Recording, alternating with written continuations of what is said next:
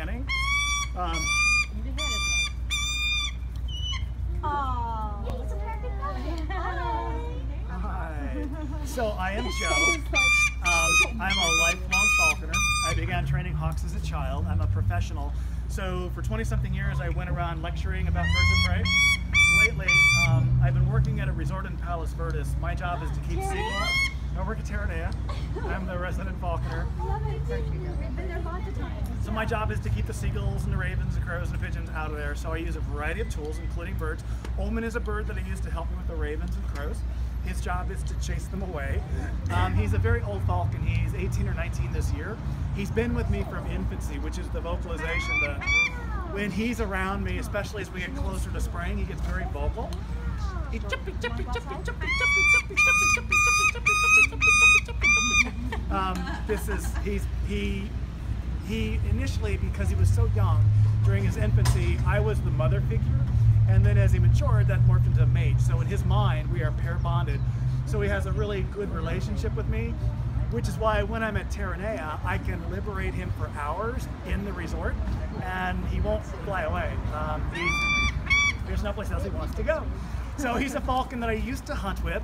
When he turned about 16, 17 years old, he kind of went into more of a retirement mode, but he has had a prolific hunting career. These falcons are bird hunters, very fast, 80 miles an hour this way for a peregrine roughly. If they climb first and then use gravity to come back down, they can increase that speed.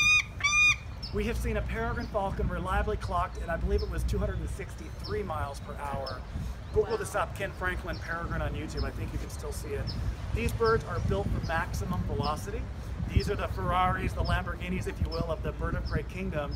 They are bird hunters. They use overwhelming speed to fly and catch the other birds that they're chasing in open skyscapes, which is a different proposition from one of the other birds of prey that are mammal hunters. So peregrines have had a long relationship with mankind. We falconers have been using them for thousands of years.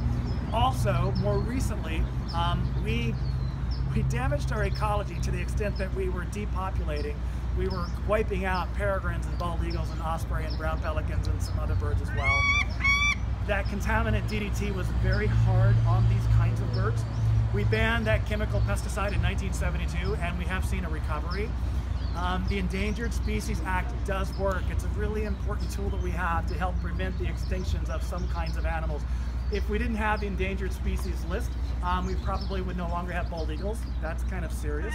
And it's not just about national bird status. It's not just about, you know, falconers liking peregrines. It's about ecology.